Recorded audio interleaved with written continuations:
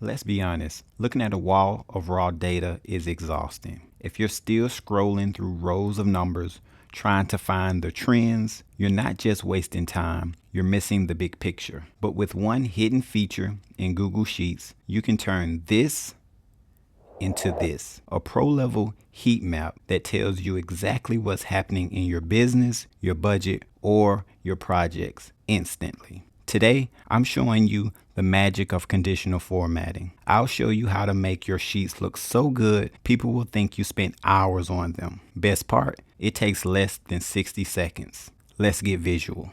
So I have all this sales data here.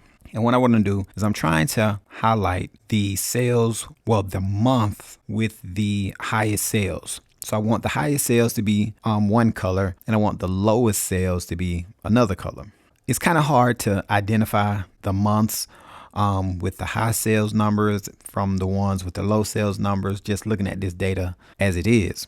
So what I want to do to help me out is I'm going to turn all this into a heat map so I can easily and quickly see which months were the high sales months and which ones were the low sales months for each one of these divisions here. So what I'm going to do is I'm going to highlight all this data, and I'm going to go to Format, Conditional Formatting, and by default it selects the single color, but I want to go here to Color Scale, and by default it selected this color scale, but I want to change that. Click on that, and I'm going to change it to this one here.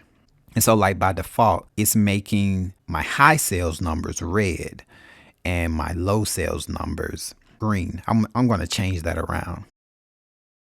Change this to red and this to green. And now all this is set up correctly. I don't have to change anything. The minimum value, I want red. The maximum value, I want green. And the midpoint is going to be yellow. Click done. And now this data is a heat map. And I can quickly identify the months with the largest sales from the months with the lowest sales and the division it is. So advertising had low sales in 2015, January, February, March, April.